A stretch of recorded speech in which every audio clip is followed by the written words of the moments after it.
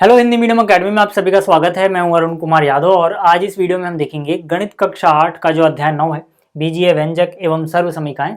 इसके ऊपर कुछ इंपॉर्टेंट क्वेश्चंस और इससे पहले के चैप्टर्स के ऊपर अगर आप इंपॉर्टेंट क्वेश्चंस देखना चाहते हैं तो उनका लिंक इस वीडियो के डिस्क्रिप्शन में आप वहां से देख सकते हैं। साथ ही साथ अगर आपको इस चैप्टर में कोई दिक्कत है, क्योंकि बहुत सारे बच्चों को इस चैप्टर में दिक्कतें रहती हैं, तो अगर आपको भी दिक्कत है तो इस पूरे चैप्टर को मैंने बहुत ही अच्छे तरीके से एक्सप्लेन किया है। पूरे चैप्टर की प्लेलिस्ट भी इस वीडियो के डिस्क्रिप्शन में है, वहां से आप देख सकते हैं। चलिए शुरुआत करते हैं पहले प्रश्न से। जो यहाँ पे पहला प्रश्न है, इसमें हमें कुछ बीजीय व्यंजक दिए गए हैं, इनका हमें योग निकालना है। ठीक है, यहाँ पर कोमा है, मतलब ये रहा पहला बीजीय व्यंजक, फिर यहाँ कोमा है, ये दूसरा और ये तीसरा, इनका हमें योग निकालना है। तो योग निकालने के लिए एक तरीका तो ये है कि इनको आप सीधी रेखा में ऐसे लिख के योग निकाल सकते हैं। ठीक है, लेकिन हम कैसे करेंगे, हम यहाँ पर दूसरे वाले तरीके से करेंगे। मतलब जो पहले दिया गया है उसको उतारेंगे। पहले क्या है 7xy, फिर क्या है प्लस में 5yz, फिर क्या है -3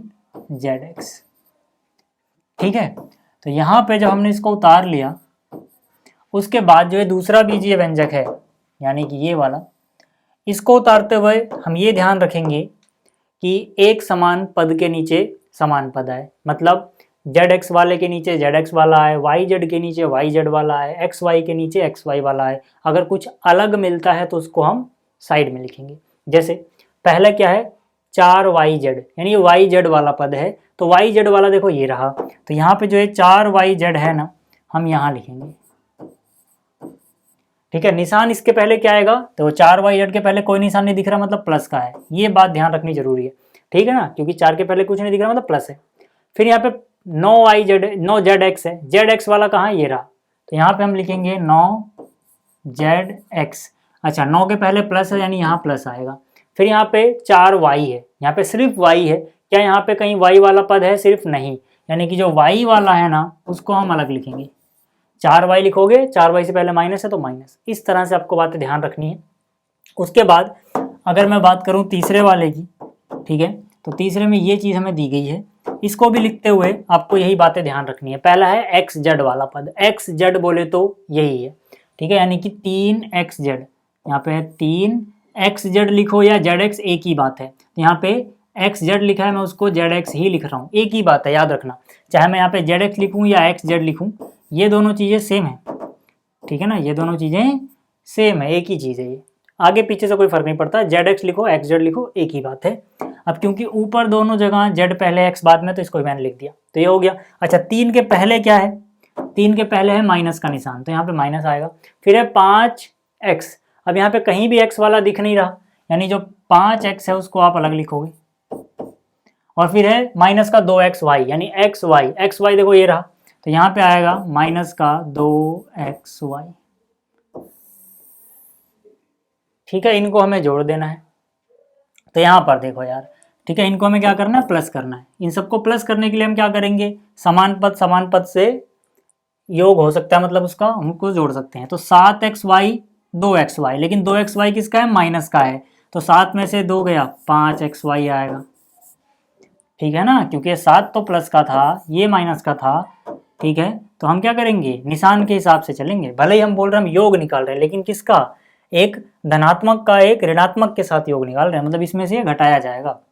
ठीक है, ठीक, तो 7x में से 2xy गया, 5xy बच गया, क्योंकि 7 में से 2 घटाया तो 7 के आगे निशान क्या है, प्लस, तो यहाँ पे प्लस लगेगा, जिसमें से घटाते हैं उसका निशान लगाते हैं। यहाँ पर आ जाओ, 5yz 4yz दोनों धनात्मक हैं, दोनों एक जैसे निशान हैं। हमें पता है जब एक जैसा निशान हो तो वही निशान रहता है। 5 और 4 9yz। ठीक, यहाँ पे आ जाओ।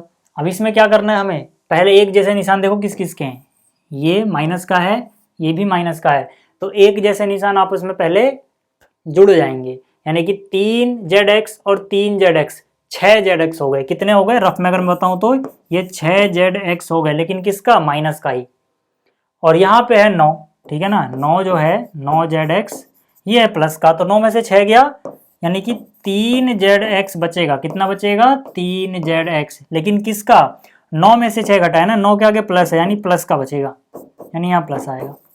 ये तो समझाने के लिए था, समझ में आ गया। 3 और 3 6, माइनस का 6 और ये प्लस का 9, तो 9 में से 6 गया 3। बाकी इन जैसा कोई नहीं है तो इनको ऐसे लिख दोगे, y वाला कुछ और नहीं है, x वाला कुछ और नहीं है, ये हो गया इनका योग। ठीक है, तो ये हमारा जो फाइनल उत्तर है, ठीक है ना, वो ये है। ठीक, ये है इनका योग। तो ये था पहला। अब बात करते हैं दूसरे की। अब देखो जो दूसरा इसमें बोला गया है कि इसमें से इसको घटाना है अपने को। ठीक है, किसमें से घटाना है? इसमें से। किसको घटाना है? उसको। तो जिसमें से घटाना है वो ऊपर लिखेंगे हम। ठीक है, तो यानी इसमें से घटाना है, कितना है? 7x² minus 4xy plus 8y² plus में क्या है 5x माइनस में क्या है 3y। ठीक है, तो ये जो चीजें थी ये मैंने यहाँ पे उतार ली। ठीक, अब हमें इसको घटाना है इसमें से, तो उसको हम इसके नीचे लिखेंगे, लेकिन लिखते हुए हम ध्यान रखेंगे समान पदों को एक साथ लिखना है। 5x², देखो x² वाला है तो इसके नीचे लिख दो। उसके बाद क्या है 4y², तो यहाँ पे देखो y² वाला इधर है ना, यहाँ पे है, तो इसके नीचे लिखेंगे इसको, यानी यहाँ पे आ जाएगा 4y²। 4 से पहले माइनस है तो यहाँ माइनस लगाओगे। फिर क्या है 6y, y वाला पद देखो यहाँ पर है तो ये यहाँ पर लिखेंगे। ठीक है, 6 के पहले है प्लस, और फिर क्या है -3। ठीक है, इसके साथ x y z कुछ भी नहीं, अकेला है, तो यहाँ पे ऊपर कोई अकेला है क्या? नहीं, तो यानी इसको अलग लिखना पड़ेगा आपको। अब क्योंकि हमें घटाना है, याद रहे, क्योंकि हमें घटाना है, ठीक है ना, इसको घटाना है, तो जिसको घटाना है उसका निशान बदल दोगे। मतलब ये प्लस दिख रहा था, इसको माइनस, ये माइनस दिख रहा था, ये असलियत में अब प्लस हो जाएगा, माइनस भूल जाओ, ये प्लस था माइनस आएगा, ये माइनस था प्लस आएगा। ठीक है, अब जो नीचे बदले हुए निशान है ना वो काम करेंगे। क्यों? पिछली बार तो हमने ऐसा नहीं किया था यहाँ पर, इसलिए नहीं किया था क्योंकि यहाँ पे योग निकालना था। यहाँ पे ऐसा क्यों कर रहे हैं? क्योंकि हमें घटाना है। ठीक है, अब देखो 7x² माइनस 5, 7 में से 5 माइनस करना है तो कितना बचेगा? 2। ठीक, एक्स वाई जैसा तो कोई है ही नहीं, तो एक्स वाई ऐसे उतर जाएगा, यानी कि माइनस का 4xy में कोई चेंज नहीं आएगा।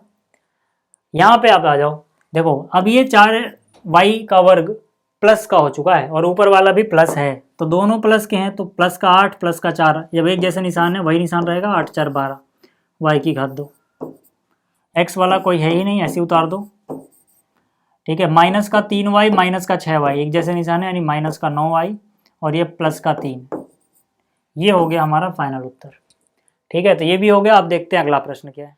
अब देखो जो अगला प्रश्न है इसमें बोला गया द्विपदों को गुणा कीजिए। अपने पास पहला पद क्या है 2x जमा में कितना है 5, दूसरा पद क्या है 4x माइनस में 3। इनको गुणा करना मतलब दोनों ब्रैकेट को चिपका के लिख दो। ऐसे चिपका के लिखने का मतलब होता है इनके बीच में गुणा है। समझ में आ गई बात? कैसे गुणा करते हो? एक तरीका तो ये, इसका पहला पद उठाओ, कितना है 2x, और ये पूरा लिख दो इसके साथ में। उसके बाद यहाँ पर देखो क्या है प्लस का 5 लिखो यहाँ पर, और फिर से ये पूरा लिख दो। ठीक है, आप इसके बिना भी कर सकते थे, इसको गुणा करते इससे, फिर इसको इससे, फिर इसको इससे, फिर इसको इससे, उस तरीके से भी कर सकते हो। चैप्टर जब मैंने आपको पढ़ाया दोनों चीज़ें बताई हैं। फिलहाल अभी हम इससे कर रहे हैं। यहाँ पे आ जाओ। अब देखो यहाँ से 2 गुणा में 4 कितना होगा 2 चौक 8, x इंटू एक्स कितना x²। फिर यहाँ से 2 गुणा में 3 6, साथ में x भी जाएगा। यहाँ पे कुछ नहीं तो प्लस है, प्लस गुणा में माइनस, प्लस माइनस गुणा की बात हो रही है, माइनस होता है। ठीक है, अभी हम गुणा कर रहे हैं, याद रहे आपको। ठीक, अब यहाँ पे आगे आ जाओ।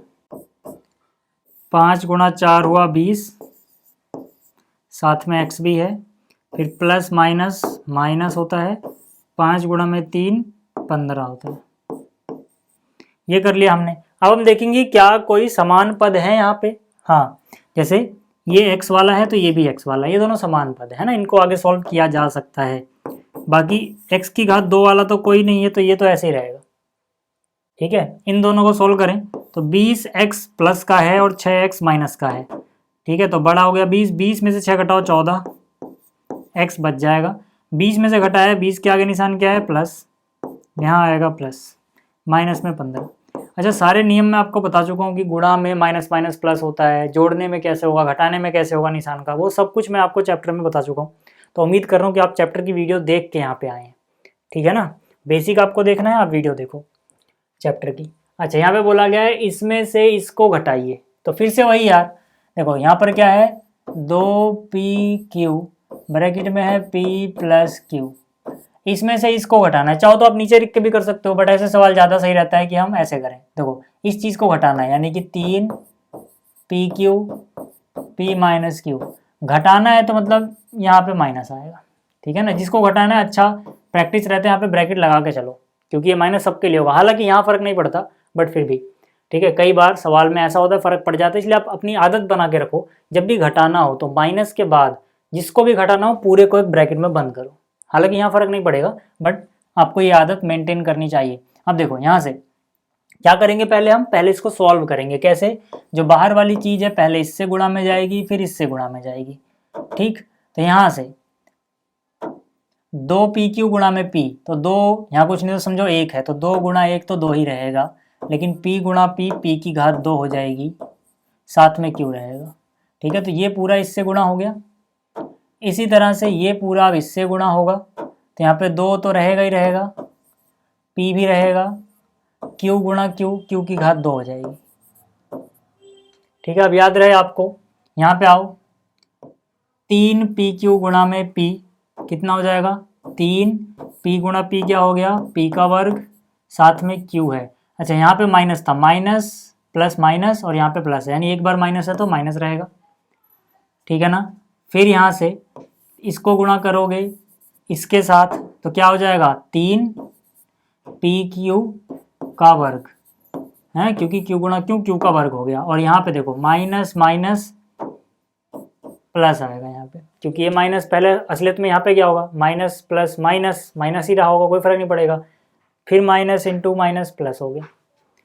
अब आ जाओ आगे, अब देखो क्या कोई एक जैसा पद है, एक जैसा पद है क्या, हाँ ये देखो p की घात 2q, यहाँ पर भी p की घात 2q, ठीक है ना। तो इनको कैसे सोल्व करेंगे, यहाँ पर 3 बार p की घात 2q है, यहाँ पे 2 बार है, तो एक बार p की घात 2q बचेगा, किसका बचेगा माइनस का, है ना, क्योंकि माइनस का 3 बार था प्लस का 2 बार था, तो माइनस का एक बार फालतू है वो बच जाएगा। ऐसे भी आप सोच सकते हो, नहीं तो 3 में से 2 गया 1 p स्क्वायर q निशान उसका। ऐसे यहाँ पर p q की घात 2, यहाँ भी p q की घात 2, लेकिन दोनों के निशान एक जैसे हैं तो ये जुड़ जाएंगे, तो 3 और 2 5 बार हो गया p q की घात 2, ये भी हो गया, ठीक। अब अगला प्रश्न देखते हैं। अब जो अगला प्रश्न इसमें बोला गया, एक आयत के जिसकी लंबाई और चौड़ाई दी हुई है, क्षेत्रफल की सारणी को पूरा कीजिए। मतलब आयत की लंबाई देखो ये रही, ठीक है, कोई आयत है इसकी लंबाई 3x है, चौड़ाई 5y है, तो इसका क्षेत्रफल कितना होगा। हमें पता है आयत का जो क्षेत्रफल होता है वो होता है लंबाई गुणा में चौड़ाई, यानी जो भी लंबाई थी 3x और जो चौड़ाई थी 5y, दोनों को गुणा कर दिया, 3 गुणे 5 15xy, ठीक है ना। इस तरह से हमें सारणी पूरी करनी है। तो चलो यहाँ पर देखो लंबाई 9y, चौड़ाई 4y का वर्ग, ठीक है। तो इसका क्षेत्रफल क्या हो जाएगा, क्षेत्रफल हो जाएगा जो 9y है, जो 9y है, यानी कि लंबाई, इसको हम गुणा कर देंगे चौड़ाई, यानी 4y की घात 2 से, तो 9 गुणा में 4 हो गया 36, y की घात 1, y की घात 2, y की घात कितना हो जाएगा 3 हो जाएगा। इसी तरह से यहाँ पे आए तो 4ab और यहाँ 5bc, तो 4ab गुणा में 5bc कितना हो जाएगा 4 गुणा 5 यानी 20, a, ठीक है, a उधर नहीं है तो a रहेगा, b यहाँ पर भी है, b यहाँ पर भी है, b गुणा b क्या हो गया b की घात 2 और c a की जगह है यानी कि c, ठीक है, ये हो जाएगा। अगले में क्या हो जाएगा, देखो मैं सीधा गुणा कर दे रहा हूँ, इन दोनों को गुणा ही तो करना है, तो 2 गुणा में 3 सीधा लिख रहा हूँ, उत्तर 6 हो गया। l की घात 2, l की घात 1, l की घात 3 हो गया, m की घात 1, m की घात 2, m की घात भी 3 हो गया। ये हो गई सारणी पूरी, ठीक, तो ये भी हो गया। अगला प्रश्न देख लेते हैं। अगला प्रश्न कह रहा है ऐसे आयताकार बक्सों का आयतन ज्ञात कीजिए इनकी लंबाई चौड़ाई ऊंचाई क्रमशः निम्नलिखित है, ठीक है। देखो आयताकार बक्से जिनमें ऊंचाई भी आ जाए, मतलब आयत की अगर आप ऊंचाई भी बना दोगे तो उसमें लंबाई चौड़ाई ऊंचाई तीनों आ गई, असलियत में वो घनाभ बन जाएगा, ठीक है ना, क्योंकि आयत में ऊंचाई नहीं होती, ये बक्से आयताकार हैं, इसका मतलब क्या है, इसमें ऊंचाई भी है तो कि ये घनाभ है, ठीक है ना। क्योंकि घनाभ का हर फलक हमें आयत जैसा दिखता है, इसलिए यहाँ पे बोला गया है बट इसको आयत मत समझना, ये घनाभ है, ठीक है। तो घनाभ में ये लंबाई, ये चौड़ाई, ये ऊंचाई, हमें क्या निकालना है, हमें निकालना है आयतन। हमें क्या निकालना है, घनाभ का आयतन। हमें पता है कि भैया जो घनाभ होता है, घनाभ का आयतन बराबर होता है लंबाई गुणा में चौड़ाई गुणा में ऊंचाई। फिर से बोल रहा हूँ, यहाँ पे आयताकार बक्से अगर उसमें ऊंचाई भी है तो असलियत में घनाभ है, ठीक है। तो लंबाई कितनी है 5a, चौड़ाई कितनी है 3a का वर्ग, ऊंचाई कितनी है 7a की घात 4। तो पहले यहाँ पे गुणा करो, 5 गुणा में 3 15, 15 गुणे में 7 105। a की बात करें तो यहाँ पर भी a, यहाँ पर a की घात 2, यहाँ पे a की घात 4, सब कुछ a है, गुणा हो रही है, मतलब आधार हर जगह a है। आधार एक जैसा हो तो घातांक आपस में जुड़ जाते हैं, ये हमने सीखा हुआ है। तो मतलब यहाँ पे हो जाएगा a की घात कितनी 4 और 2 6, और यहाँ पे कुछ नहीं तो 1 समझो, यानी 7। a की घात कितनी 7 हो गई, ठीक है। पहला आपको समझ में आ गया। इसी तरह से अगर मैं दूसरे की बात करूँ तो ये रही लंबाई, ये रही चौड़ाई, ये रही ऊंचाई, ठीक है। तो लंबाई कितना 2p गुणा चौड़ाई कितनी 4q गुणा ऊंचाई कितनी 8r, गुणा करोगे तो कितना 2 गुणा में 4 8, 8 गुणा में 8 64, ठीक है। यहाँ पे p q r लिख दो, ये हो गया, ठीक है। जैसे ये हुआ है ऐसे ही आप बाकी दोनों भी कर लेना, ठीक है। तो ये भी आपको समझ में आ गया होगा। अगला प्रश्न देखते हैं। अब देखो अगले में क्या बोला गया, सरल कीजिए। सबसे पहले हमें दिख रहा है एक ब्रैकेट में a प्लस b, फिर दूसरे ब्रैकेट में है 2a minus 3b plus c, फिर माइनस में क्या है 2a माइनस 3b, और ब्रैकेट के बाहर क्या है c। इसको हमें सरल करना है ना। तो पहले क्या करो, पहले आप इसको सरल करो, ठीक है। इसको कैसे करोगे, पहले a जाएगा, इसके साथ गुणा होगा, इसके साथ गुणा होगा, इसके साथ गुणा होगा, ठीक। फिर उसके बाद b की बारी आएगी, इसके साथ गुणा होगा, इसके साथ गुणा होगा, इसके साथ गुणा होगा। तो पहले इतना करो। तो यहाँ से क्या हो जाएगा, देखो यहाँ पे a गुणा में 2a कितना हो गया 2, ये हो गया 2, a गुणा a का वर्ग, फिर a गुणा में minus 3b plus minus minus 3a और b, ठीक है ना। इसको और इसको गुणा किया है तो 3ab प्लस माइनस माइनस, ठीक। फिर a की बारी आएगी c के साथ गुणा होने की, यानी कि प्लस में ac, ठीक है। तो a तीनों से गुणा हो गया, b की बात आएगी, ठीक है। तो b गुणा में 2a, यानी कि यहाँ पे हो जाएगा 2ab, ठीक है, प्लस प्लस प्लस रहेगा। फिर प्लस माइनस माइनस 3b और b, यानी कि 3b का वर्ग, फिर प्लस प्लस प्लस b गुणा में c, यानी कि bc, ठीक है। फिर बारी आएगी इसकी, देखो माइनस प्लस माइनस 2a, साथ में बाहर वाला c भी इधर आ जाएगा, यानी कि c साथ में लगा दो। फिर माइनस माइनस प्लस 3b और c, 3b साथ में c भी लिख दो। अब देखो एक जैसा क्या क्या है, ठीक है ना। क्या यहाँ पे a स्क्वायर, पहले बड़ी पावर देखते हैं, a स्क्वायर जैसा कुछ और नजर आ रहा है, नहीं, a स्क्वायर तो और कहीं नहीं है। तो यहाँ पर जो ये a स्क्वायर था इसको मैंने लिख दिया 2a स्क्वायर, यानी 2a की घात 2। फिर बड़ी पावर देखो यहाँ पे b स्क्वायर है, चलो पहले इसको ठिकाना लगाते हैं। क्या b स्क्वायर जैसा कोई और है, नहीं, इसके जैसा भी कोई और नहीं है, तो इसको लिख दिया माइनस 3b की घात 2। फिर यहाँ पे चलो ए बी दिख रहा है, ढूंढो ए बी वाला कुछ और है क्या। देखो एक तो ये है ए बी वाला, ठीक है, और कुछ है क्या ए बी वाला, नहीं। तो इन्हीं दोनों को सोल्व करना है। तो यहाँ पे माइनस का 3ab है, प्लस का 2ab है, तो 3 में से 2 गया, यानी कि एक बार ab बचा रहेगा। 3 में से घटाया है तो निशान माइनस का, क्योंकि 3 के आगे माइनस है। ab वाला भी किस्सा खत्म। अब ac देखते हैं, यहाँ पर ac है और यहाँ पर ac है, ठीक है। तो यानी कि यहाँ पर और यहाँ पर देखो एक बार ac है, कुछ नहीं तो समझो एक बार, ठीक है ना। एक बार ac है, यहाँ 2 बार ac है, निशान अलग अलग है, प्लस माइनस घटाएंगे, 2 ac में से एक ac गया, एक बार ac बच गया, 2 में से घटाया 2 के आगे माइनस, यहाँ माइनस, इसका भी किस्सा खत्म। BC की बात करते हैं, यहाँ पर 3 BC, यहाँ पर 1 BC, दोनों प्लस के हैं, 3 भी प्लस का है, यहाँ भी प्लस का है, तो 3 BC और एक बार यहाँ BC, 4 बार हो गया BC, ठीक है। तो ये भी हो गया। आप देखो सारी अलग अलग, ठीक है, असमान पद हैं, तो अब इसके आगे सॉल्व नहीं होगा, यहीं तक होगा ये। ठीक, ये हो गया। अब देखते हैं अगला प्रश्न क्या है। अगला प्रश्न है सर्व समीकरणों के उपयोग से निम्नलिखित के मान ज्ञात कीजिए। ठीक है, इसका पहला हिस्सा उतारते हैं। पहला हिस्सा इसमें क्या है देखो, 3/2m प्लस 2/3n एक ब्रैकेट में, दूसरे ब्रैकेट में यहाँ पर क्या है 3/2m माइनस 2/3n। इनको हमें गुणा करनी है एक तरह से, क्योंकि दोनों ब्रैकेट चिपका के लिखे हुए हैं।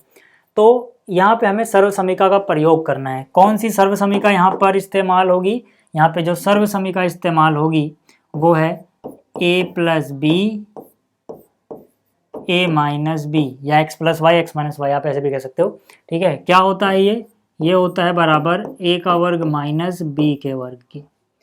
कैसे पता लगा? यही सर्व समीका लगेगी। जब मैंने आपको चैप्टर पढ़ाया था तो बताया था कि ये सर्व समीका हम तब लगाते हैं जब दो ब्रैकेट में शुरुआत वाली चीज़ एक जैसी हो। जैसे यहाँ पर देखो 3/2m है, यहाँ भी 3/2m है, शुरुआत वाली चीज़ एक जैसी है।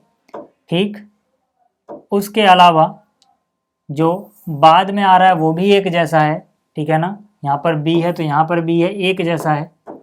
ठीक, और निशान अलग अलग है, यहाँ पे प्लस यहाँ माइनस, यहाँ भी देख लो प्लस तो यहाँ माइनस। ठीक है, तो मतलब यही सर्व समीका लगेगी। इस सर्व समीका के हिसाब से क्या होता है, जो शुरुआत में दोनों के पास है उसका वर्ग कर दो, माइनस में जो बाद में दोनों के पास है उसका वर्ग कर दो।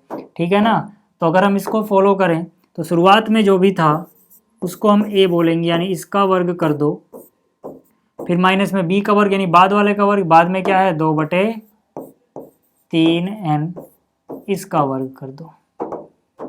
ठीक है भाई, तो कितना हो जाएगा ये, 3 का वर्ग हुआ 9, 3 गुणा 3 9, 2 का वर्ग हुआ 4, m का वर्ग हो गया m की घात 2, 2 का वर्ग हुआ 4, 3 का वर्ग हुआ 9, n का वर्ग हो गया n की घात 2। तो ये हो गया सवाल आपका। ठीक है, चलिए ये हिस्सा आपको समझ में आ गया होगा। अब जरा बात कर लेते हैं इसके दूसरे हिस्से की। ठीक है, इसका जो देखो दूसरा हिस्सा है, क्या बोला गया उसमें? दूसरा हिस्से में बोला गया है 983 यानी 983 का वर्ग माइनस में 17 का वर्ग। तो इसमें भी यही सर्व समीका लगेगी, लेकिन यहाँ पर ये चीज़ पहले दे दी गई, हमें ये लेके आना है इसका मतलब। ठीक है ना, इसमें हम क्या करेंगे, इसमें थोड़ा सा उलटफेर करेंगे। समझो कि यही सर्व समीका लगानी है, लेकिन इस बार ये चीज़ पहले दे दी गई है और हमें ये चीज़ लेके आनी है। ठीक है ना, हमें ये चीज़ लेके आनी है। कैसे?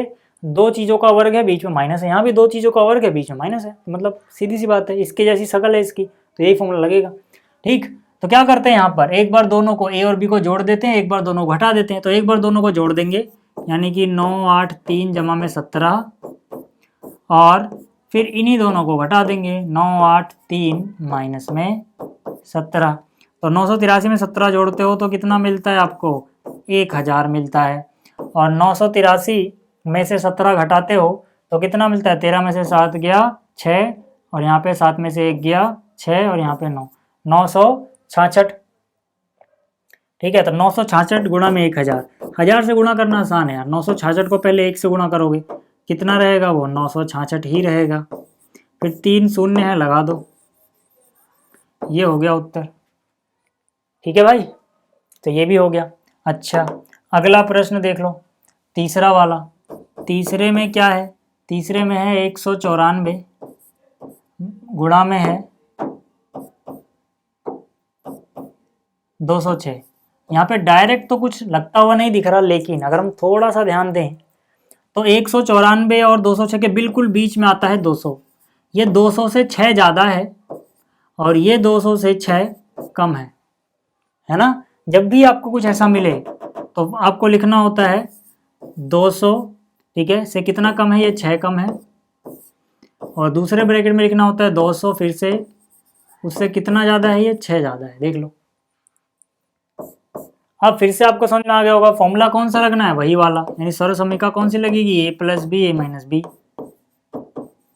क्या होता है? a का वर्ग माइनस b का वर्ग। आप कहोगे यहाँ पे तो प्लस पहले है माइनस बाद में है, जबकि यहाँ पे माइनस पहले है प्लस बाद में, कोई फर्क नहीं पड़ता। ठीक है, दोनों ही की चीज़ है। अच्छा हो तो इसको उठा के इधर लिख दो, उसको उधर, पर उसकी भी जरूरत नहीं है। ठीक है, तो क्या हुआ, पहले का स्क्वायर फिर दूसरे का स्क्वायर, यानी ए का स्क्वायर ए की जगह 200 है, स्क्वायर मतलब इसका वर्ग। ठीक है, फिर बी यानी 6 इसका वर्ग। कैसे निकालोगे 200 का वर्ग, देखो पहले 2 का वर्ग निकाल लो, 2 का वर्ग कितना 4, फिर ये 2 जीरो हैं, क्योंकि हम वर्ग निकाल रहे हैं तो ये 4 जीरो में बदल जाएंगे, माइनस 6 का वर्ग कितना 36, तो ये कितना आया 40,000। 40,000 में से 36 घटाओगे कितना बचेगा, 40 में 36 घटाएं तो बचेगा 39,964। ठीक है, 39,964। ठीक है, ये हो गया। तो ये प्रश्न आपको समझ में आ गया होगा। अगला प्रश्न देखो, अगले में बोला है सर्व समीकरणों के उपयोग से फिर से इनके हमें मान ज्ञात करने। तो यहाँ पर देखो, जो पहला इसमें 71 का वर्ग है, ऐसे सवाल में मैंने आपको क्या बताया था, शून्य वाली संख्या के आसपास देखो कहाँ पे है ये, तो 70 के बहुत पास है 71, 70 के बहुत पास है 71, कितना, एक और जोड़ दो, 70 में अगर एक जोड़ूं तो 71 आ जाएगा। अच्छा, शून्य वाली संख्या इसलिए लेते हैं क्योंकि इनसे गुणा करना, इनका वर्ग निकालना, इनसे कुछ घटाना आसान रहता है।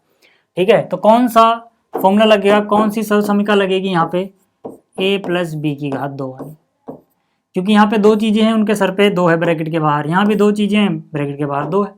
क्या होता है ये होता है a का वर्ग जमा b का वर्ग जमा में 2ab। ठीक है, a किसको बोल रहे हो, पहले है प्लस के, तो पहले है क्या है प्लस के 70। ठीक है, तो यहाँ पे जाएगा 70 का वर्ग, फिर है जमा का निशान, तुम भी ऐसे करोगे, फिर b का वर्ग है, b प्लस के बाद वाली चीज को बोल रहे हैं, प्लस के बाद एक है नहीं, 1 का वर्ग प्लस 2ab, इसका मतलब होता है 2a और यहाँ पे b, a की जगह अपने सवाल में 70 है, b की जगह अपने सवाल में 1 है, कितना हो जाएगा, 70 का वर्ग कैसे निकालोगे, 7 का वर्ग निकालो 49, 1 जीरो है, स्क्वायर कर रहे हैं तो जीरो डबल हो जाएंगे, 1 का वर्ग 1 जमा में 2 सत्ते 14, 1 जीरो और लगा दो, 1 से गुणा करोगे वही रहेगा, यानी कि हमें इनको जोड़ लेना है। ठीक है ना, यहाँ पे है 4,900, इसमें 100 जोड़ दोगे हो जाएगा 5,000, 40 और 1 41, तो यानी ये कितना हो जाएगा 5,041। तो ये हो गया पहला। अच्छा, दूसरा कैसे होगा, देखो दूसरा क्या, 99 का वर्ग, कितना है 99 का वर्ग, कैसे करोगे, शून्य वाली कौन सी संख्या जिसके पास में है, 100 की, लेकिन ये 100 से 1 कम है, तो 100 माइनस 1 लिखोगे, यहाँ पे कौन सा फॉर्मूला लगाओगे, ये वाला, क्या होता है ये होता है a square minus B square minus में 2ab। ठीक है, तो जैसे पहला क्या था वैसे ये भी यार कर लेना खुद, इतना आपको आप कर सकते हो। ठीक है ना, नहीं करोगे तो जब ये चैप्टर पढ़ाया था उसमें एक क्वेश्चन भी मिल जाएगा, अगर डाउट है तो, वैसे आसान है। ठीक है ना, a की जगह 100 लिखना है, b की जगह 1 लिखना है। चलिए अगला प्रश्न देखते हैं। अगला प्रश्न है, इनको जोड़िए। ठीक है, पहला क्या है, पहला है 5m, फिर ब्रैकेट में क्या है 3 माइनस m, फिर एवं लिखा है, इस एवं की जगह आप प्लस लिख दो क्योंकि जोड़ना है। फिर क्या है 6m की घात 2 माइनस में क्या है 13m, कितना हो जाएगा 5 गुणा 3 15m साथ में रहेगा, फिर प्लस माइनस माइनस 5m गुणा m यानी m स्क्वायर, जमा में क्या है 6m की घात 2 माइनस में क्या है 13m। ठीक है, तो देखो m वाला है क्या कोई, m वाला है क्या कोई, हाँ ठीक है, तो 15m माइनस 13m कितने बचेंगे 2m, यहाँ पे m की घात 2 वाला है, बिल्कुल है, 6m की घात 2 में से 5m घटाना है, तो 6 में से 5 गया, एक बार m की घात 2 बच जाएगी। ठीक है, ये भी हो गया, जैसे ये किया है बिल्कुल इसके जैसा ये है। ठीक है, तो ये आप खुद कर लेना। ठीक, तो इस वीडियो में इतना ही, उम्मीद कर रहा हूँ आपको ये प्रश्न समझ में आए होंगे। जल्दी मिलेंगे अगली वीडियो में। इस वीडियो को देखने के लिए धन्यवाद।